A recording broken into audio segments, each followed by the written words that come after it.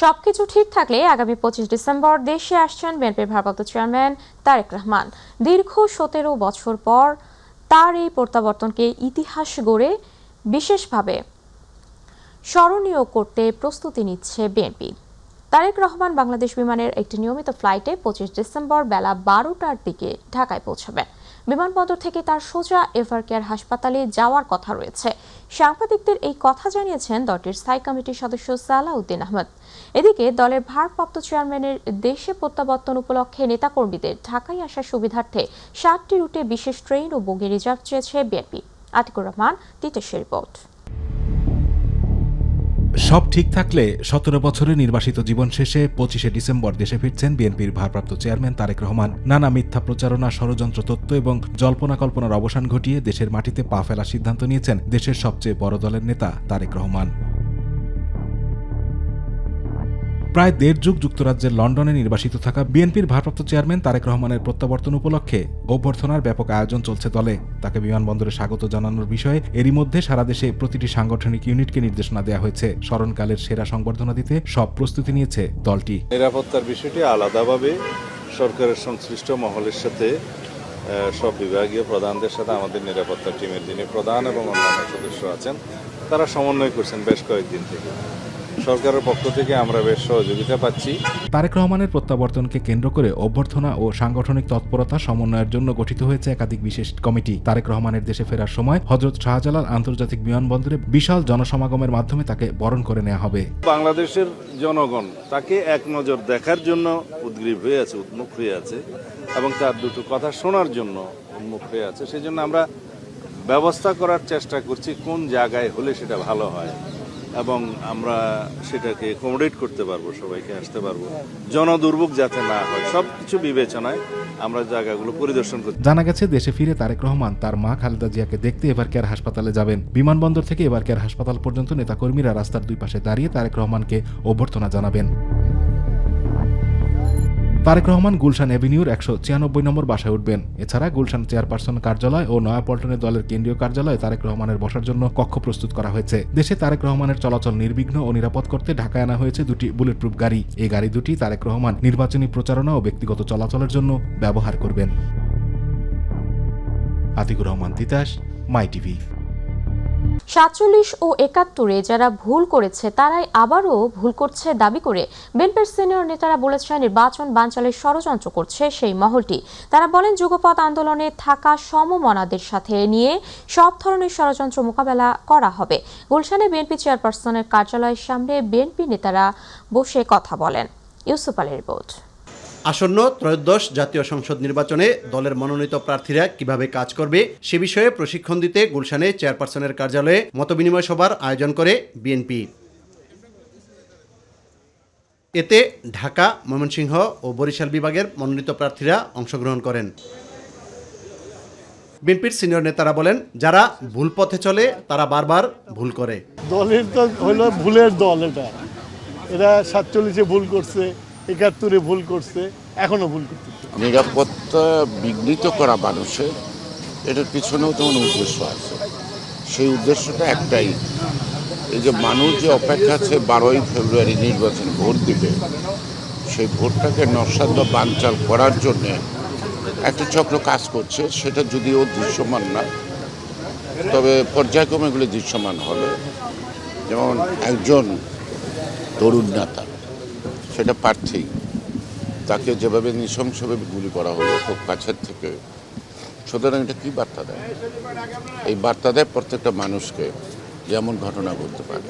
জনগণের প্রত্যাশা পূরণে সব ধরনের ষড়যন্ত্র মোকাবেলা করে বিএনপি এগিয়ে যাবে বলে জানান তারা। আমাদের বিরুদ্ধে যেসব অপপ্রচার করা হয় সেগুলার জবাব যাতে দিতে পারে প্রার্থীরা, সেই জন্য যেমন একটি ধর্মভিত্তিক দল বিএনপি সম্পর্কে নানা ধরনের প্রচারণা করে, সেগুলোকে কিভাবে কাউন্টার করতে হবে সে সম্পর্কে বলা হয়েছে। অনেক প্রার্থী আছে তো নতুন, যারা আগে নির্বাচন করে নাই, তাদেরকে একটু বোঝানো হচ্ছে। আর এই সময় নির্বাচনটা তো একটা, আমাদের চেয়ারম্যান সাহেব বলেছেন যে এই নির্বাচনটা সর্বকালে একটা কঠিন নির্বাচন হচ্ছে, একটু ব্যতিক্রমী নির্বাচন হচ্ছে। এই ব্যাপারে একটু সচেতন করে দেওয়া আমাদের কী করণীয় আছে।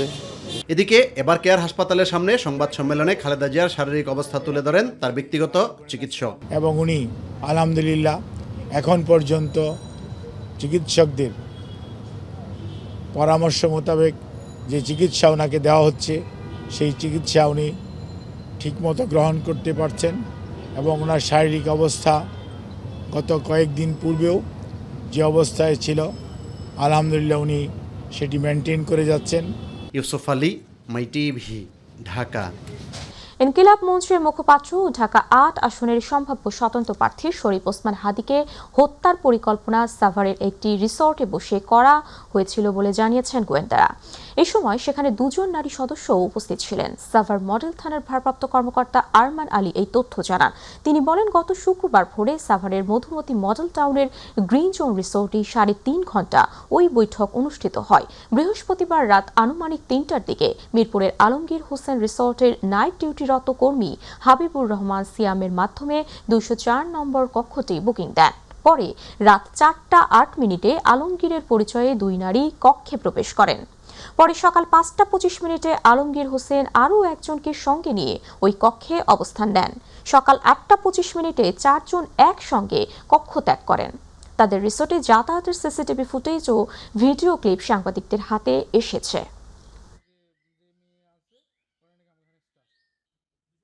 রাজধানীর হাজারীবাগ থানাধীন একটি ছাত্রী হোস্টেল থেকে জান্নাতারা রুমি নামে জাতীয় নাগরিক পার্টি এনসিপির এক নেত্রীর ঝুলন্ত মরদেহ উদ্ধার করেছে পুলিশ।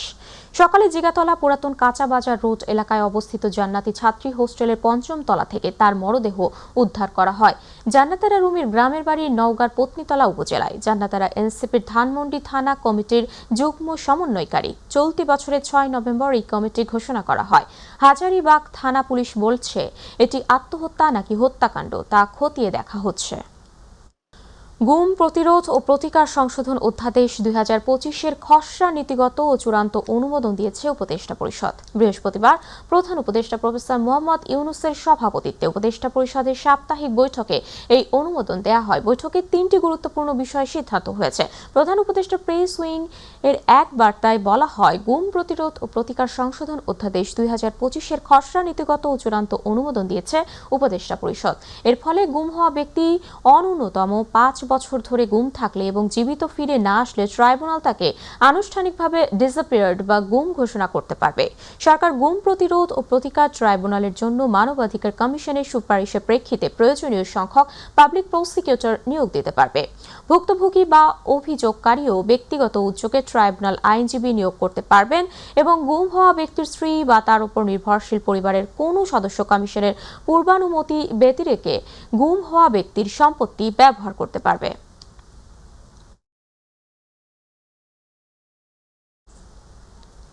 জুলাই গণ অভ্যুত্থানের মানবতা বিরোধী অপরাধের দায়ে এবার ওবায়দুল কাদের, বাহাউদ্দিন নাসিম, শেখ পরশ ও সাদ্দাম হোসেন সহ 7 জনের বিরুদ্ধে গ্রেপ্তারি পরোয়ানা জারি করেছেন আন্তর্জাতিক অপরাধ ট্রাইব্যুনাল 2। চিফ প্রসিকিউটর জানান, এই হত্যাকাণ্ডের বিচার সুষ্ঠু করতে তারা দৃঢ় প্রতিজ্ঞ। এদিকে ট্রাইব্যুনাল 1-এ গুমের মামলায় শেখ হাসিনা সহ 13 জনের বিরুদ্ধে বিচার প্রক্রিয়া শুরু করার নির্দেশ দিয়েছেন ট্রাইব্যুনাল। ইলিয়াস মাতবরের প্রতিবেদন। 2024 সালের জুলাই আন্দোলনের পর পুনর্গঠিত আন্তর্জাতিক অপরাধ ট্রাইব্যুনাল, যেখানে গত বছরের গণ অভ্যুত্থানের প্রক্রিয়াধীন মামলায় নতুন সংযুক্ত হয়েছে মানবতা বিরোধী অপরাধের আরও একটি মামলা, যেখানে আসামি করা হয়েছে আওয়ামী লীগের সাধারণ সম্পাদক ওবায়দুল কাদের সহ 7 জনকে। বৃহস্পতিবার তাদের বিরুদ্ধে অভিযোগ আমলে নিয়ে গ্রেপ্তারি পরোয়ানা জারি করেছেন আন্তর্জাতিক অপরাধ ট্রাইব্যুনাল 2। তাদের বিরুদ্ধে হত্যা, গণহত্যার পরিকল্পনার নির্দেশ বাস্তবায়ন সহ সরাসরি গণহত্যায় অংশগ্রহণের প্রমাণ পায় প্রসিকিউশন। যুবলীগ এবং ছাত্রলীগের প্রেসিডেন্ট সেক্রেটারিকে আনা হয়েছে, কারণ এই দুটো বাহিনী ছাত্র জনতার উপরে আক্রমণে নিষ্ঠুরতা চালানোর ব্যাপারে তাদের ভূমিকা সর্বজনবিদিত এবং এটা আদালতের আমাদের তদন্ত সংস্থার তদন্তে অত্যন্ত অকাট্যভাবে প্রমাণিত হয়েছে, যে কারণেই আমরা তাদের বিরুদ্ধে চার্জটা এনেছি এবং বিচারিক প্রক্রিয়ার মধ্য দিয়ে আপনারা বুঝতে পারবেন যে এদের কার কোথায় কি ভূমিকা ছিল। চিফ প্রসিকিউটর জানান, গণহত্যায় যারা মূল ভূমিকা পালন করেছে তাদেরকে এই মামলায় আনা হয়েছে। ন্যায় বিচার তাদের পালনের জন্য বসে থাকবে না। পুলিশের পাশাপাশি বা অন্যান্য বাহিনীগুলোর পাশাপাশি অক্সিলিয়ারি ফোর্স হিসাবে আওয়ামী লীগ, যুবলীগ এবং ছাত্রলীগ এই 3টি বাহিনী সরাসরি আক্রমণে অংশগ্রহণ করেছে এবং নির্মম নিষ্ঠুরভাবে ছাত্র জনতার আন্দোলন দমনে তারা হত্যাকাণ্ড চালিয়েছে, অত্যাচার করেছে। আসামিরা প্রত্যেকেই পলাতক আছেন। এই জন্য আইন শৃঙ্খলা রক্ষাকারী বাহিনীকে নির্দেশ দেওয়া হয়েছে তাদেরকে গ্রেপ্তার করে আদালতে উপস্থিত করার জন্য। ন্যায় বিচার তাদের এই পলায়নের জন্য বসে থাকবে না। তখন বাংলাদেশের প্রচলিত আইন অনুযায়ী এই আসামিদেরকে পলাতক ঘোষণা করে তাদের পক্ষে রাষ্ট্রের পক্ষ থেকে আইনজীবী নিয়োগ করা হবে যদি তারা হাজির না হন, এবং এরপরে আইনসম্মত প্রক্রিয়ায় এই বিচারটি সামনে অগ্রসর হবে। ইলিয়াস মাতবর, মাই টিভি, ঢাকা।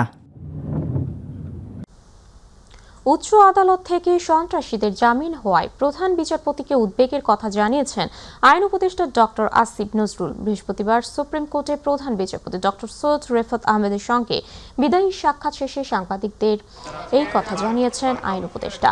আসিফ নজরুল বলেন, জাতির অত্যন্ত সন্ধিক্ষণে তিনি প্রধান বিচারপতির দায়িত্ব নিয়েছিলেন। উনি জুলাই গণ অভ্যুত্থানের প্রত্যাশা পূরণ করার জন্য বিচার বিভাগীয় সংস্কারগুলোর ক্ষেত্রে অভিভাবকের ভূমিকা পালন করেছেন। আইন উপদেষ্টা বলেন, হাইকোর্টের কোনো বেঞ্চ অস্বাভাবিক জামিন দিয়ে দিচ্ছে, তা নিয়ে বিদায়ী প্রধান বিচারপতিকে সরকারের উদ্বেগ জানানো হয়েছে। গড়পড়তা তথ্য থাকে এবং ফরওয়ার্ডিং এর মধ্যে কোনো পরিচয় উল্লেখ করা না থাকে, সেই সমস্ত ক্ষেত্রে অধস্তন আদালতে কিছু জামিন হয়েছে।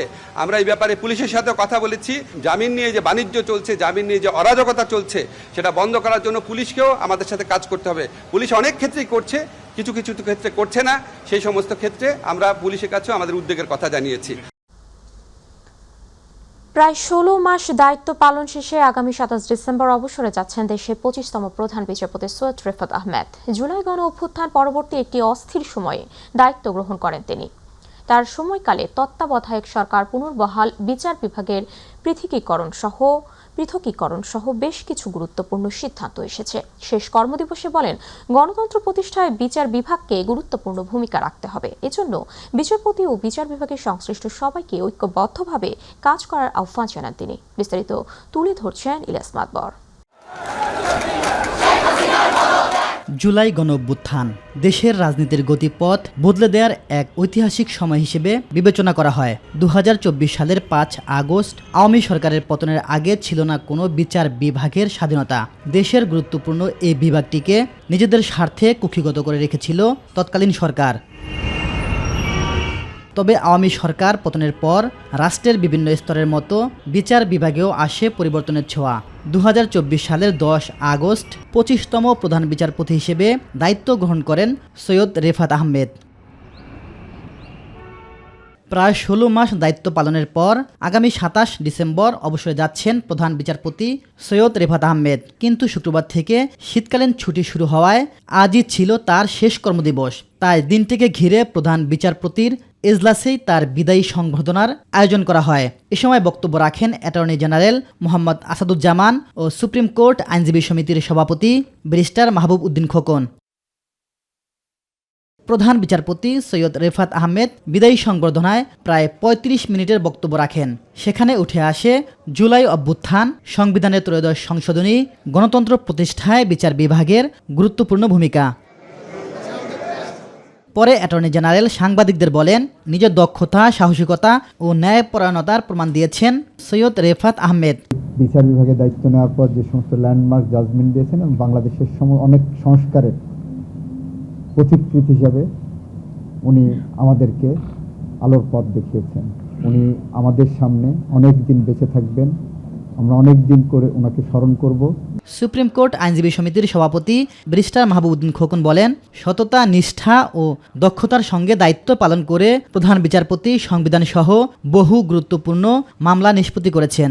উনি কিন্তু রোড ম্যাপ ক্যাম্পেইন করেছেন সারা বাংলাদেশে যে স্বাধীন বিচার ব্যবস্থার জন্য, এবং স্বাধীন বিচার ব্যবস্থার জন্য উনি সফল হয়েছে। সুপ্রিম কোর্টের সচিবালয় হয়েছে। আইনগতভাবে বিচার বিভাগ সম্পূর্ণ সুপ্রিমের অধীনে চলে আসছে। এতে প্রধান বিচারপতি হিসাবে মানে কর্মকালীন সময়টা যাদের দীর্ঘদিন মনে রাখবেন এবং একটা স্বাধীন বিচার ব্যবস্থা গোড়াপত্তন উনি করে গেলেন। আগামী 27 তারিখ অবসর গ্রহণের কথা থাকলেও আজই ছিল আপিল বিভাগে প্রধান বিচারপতির শেষ কর্মদিবস। ইলিয়াস মাতবর, মাই টিভি, ঢাকা। আসন্ন ত্রয়োদশ জাতীয় সংসদ নির্বাচন ও গণভোট উপলক্ষে প্রস্তুতি ও নিরাপত্তা ব্যবস্থা সম্পর্কে ঢাকাস্থ বিদেশি কূটনীতিকদের অবহিত করেছে পররাষ্ট্র মন্ত্রণালয়। নির্বাচন কমিশন বিদেশি পর্যবেক্ষকদের স্বাগত জানাবে উল্লেখ করে দূতাবাসগুলোর নিরাপত্তার ব্যাপারেও প্রতিশ্রুতি দেওয়া হয়।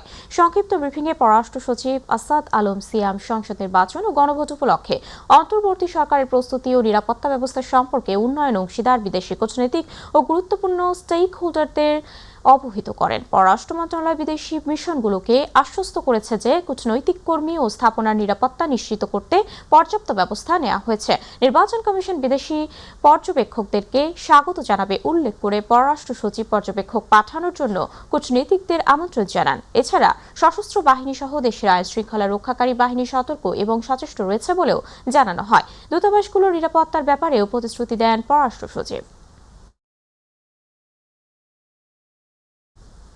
ত্রয়োদশ জাতীয় সংসদ নির্বাচনকে সামনে রেখে রিটার্নিং কর্মকর্তা ও সহকারী রিটার্নিং কর্মকর্তার কার্যালয়ে নিরাপত্তা নিশ্চিত করতে স্বরাষ্ট্র মন্ত্রণালয়কে নির্দেশনা দিয়েছে নির্বাচন কমিশন। ইসির উপসচিব মোহাম্মদ মনির হোসেন নির্দেশনাটি স্বরাষ্ট্র সচিবকে পাঠিয়েছেন। এতে বলা হয়েছে, রিটার্নিং অফিসার ও সহকারী রিটার্নিং অফিসারের কার্যালয় সমূহে নির্বাচন সংক্রান্ত গুরুত্বপূর্ণ নথি, নির্বাচনী মালামাল, যন্ত্রপাতি সংরক্ষিত রয়েছে বিধায় উক্ত অফিস সমূহে নির্বাচনকালীন আইন শৃঙ্খলা পরিস্থিতি বিবেচনায় উক্ত অফিস সমূহে সংরক্ষিত গুরুত্বপূর্ণ নথি, নির্বাচনী মালামালের সুরক্ষা সহ অফিসের কর্মকর্তা কর্মচারীদের নিরাপত্তা নিশ্চিত করা অত্যাবশ্যক মর্মে নির্বাচন কমিশন সিদ্ধান্ত প্রদান করেছেন। এই অবস্থায় রিটার্নিং অফিসার ও সহকারী রিটার্নিং অফিসারের অফিস সমূহের নিরাপত্তা বিধানে প্রয়োজনীয় সংখ্যক পুলিশ ফোর্স মোতায়েনের সদয় নির্দেশনা দেওয়ার জন্য ব্যবস্থা নিতে বলেছে কমিশন। ধার করে নয়, বরং দেশের রিজার্ভ নিজেদের সক্ষমতাতেই বাড়াতে হবে বলে জানিয়েছেন বাংলাদেশ ব্যাংকের governor doctor Ahsan S Mansur. রাজধানীর ERF মিলনায়তনে ব্যাংকিং সেক্টর রিফর্ম, চ্যালেঞ্জ এবং করণীয় শীর্ষক সেমিনারে তিনি এই কথা বলেন। গভর্নর বলেন, বাংলাদেশের খেলাপি ঋণ প্রায় 36%, যা হয়তো পৃথিবীর সবচেয়ে বেশি। তবে ডিসেম্বরে পরিস্থিতি কিছুটা উন্নতি হতে পারে। তিনি আরও বলেন, IMF এর ঋণ ছাড়াই চলতি বছর শেষে বৈদেশিক মুদ্রার মজুদ দাঁড়াবে 34 থেকে 35 বিলিয়ন ডলার। দেশের সামগ্রিক অর্থনীতি এখন স্থিতিশীল।